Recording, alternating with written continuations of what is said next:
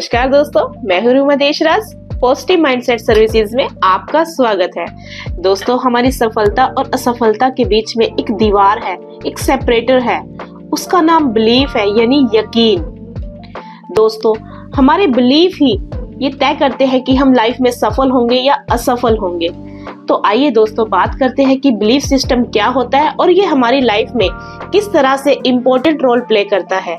Belief feeling of certainty यानी surety, जिस information को लेकर हम पूरी तरह से श्योर होते हैं और हमारे माइंड में कोई भी क्वेश्चन नहीं होता, ना ही उसको लेकर हमारे माइंड में कोई डाउट होता है, तो उसको हम बिलीफ कहते हैं।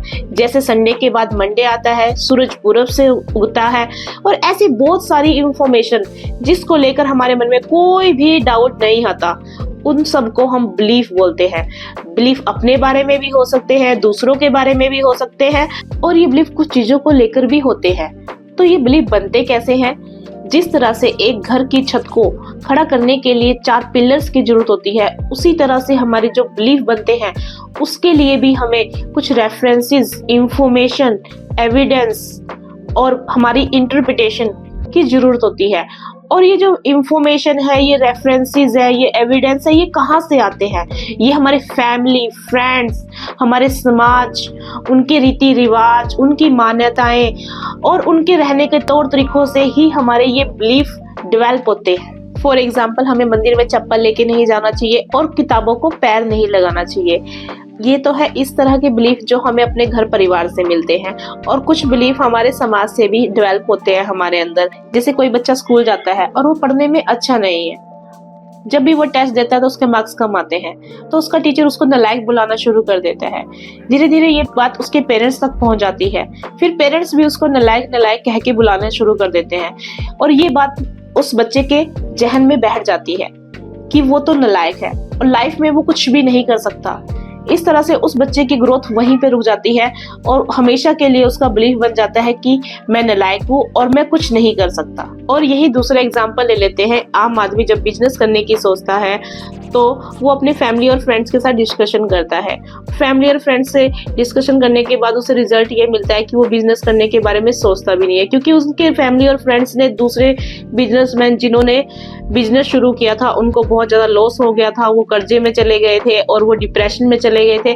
इस तरह के रेफरेंसेस वो देते हैं और वो बिजनेस करने का प्लान अपना वही स्टॉप कर देता है और उसका बिलीफ बन जाता है कि हमें बिजनेस नहीं करना चाहिए, ये बहुत टफ है। तो दोस्तों, अभी तक हमने जाना कि हमारे बिलीफ बनते कैसे हैं, हमारे आसपास की इंफॉर्मेशन से, हमारे एक्सपीरियंस से, जो हमारे एक्सपीरियंस से जो हमें एविडेंस मिलते हैं और जो रेफरेंसेस मिलते हैं। इन सब में सबसे ज्यादा जो मेन रोल होता है वो इंटरप्रिटेशन का होता है कि हमारे साथ अगर कोई घटना घटी, उसका हमने इंटरप्रिटेशन क्या लिया, उसके बेस पे ही हमारे बिलीफ बनते हैं। जैसे कि मैंने एक बच्चे का एग्जांपल दिया था कि स्कूल में उस बच्चे को बार बार नालायक बोला जा रहा था और इस घटना का बच्चे ने इंटरप्रिटेशन कर लिया कि मैं तो नालायक हूँ और मैं कुछ कर नहीं सकता।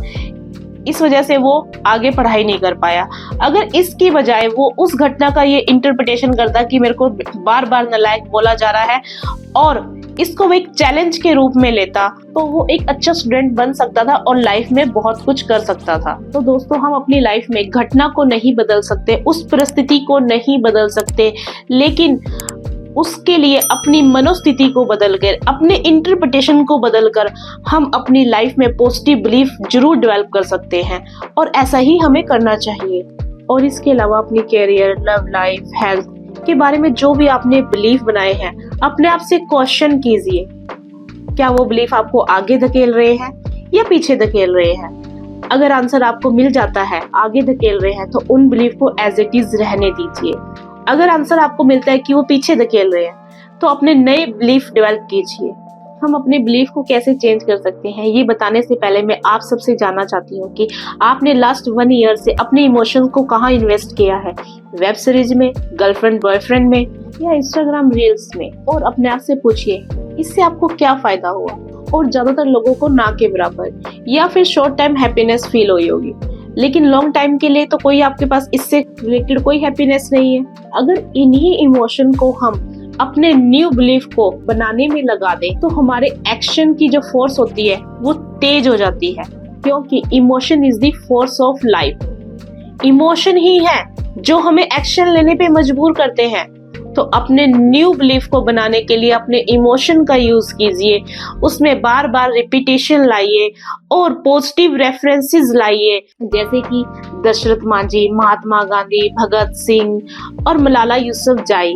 ये ऐसी महान हस्तियां हैं जिन्होंने अपनी नेगेटिव सिचुएशन से भी पॉजिटिव इंटरप्रिटेशन करके अपनी लाइफ के नए बिलीफ बनाए और उन पे चले और लाइफ में एक बहुत बड़ा मुकाम हासिल किया। तो दोस्तों, हमारी लाइफ में चाहे सिचुएशन कितनी भी नेगेटिव क्यों ना हो, उसके लिए हमारी इंटरप्रिटेशन हमेशा पॉजिटिव ही रहनी चाहिए, क्योंकि पॉजिटिव इंटरप्रिटेशन ही हमें अपने गोल को अचीव करने में, बीमार व्यक्ति को स्वस्थ करने में, गरीब को अमीर बनाने में हेल्प करेगी। हमारे नए बिलीफ ही हमें आगे बढ़ने में पूरी तरह से हेल्प करते हैं। तो दोस्तों, अपनी लाइफ में हम नए बिलीफ को डेवलप करके अपनी लाइफ को हेल्दी और सक्सेसफुल बना सकते हैं। हमारी ये वीडियो आपको अच्छी लगी हो, इंफॉर्मेटिव लगी हो तो इसे लाइक करें, अपनों के साथ शेयर करें, हमारे चैनल को सब्सक्राइब करें और अगर आपका कोई क्वेश्चन हो तो हमारे कमेंट बॉक्स में आप क्वेश्चन कर सकते हो।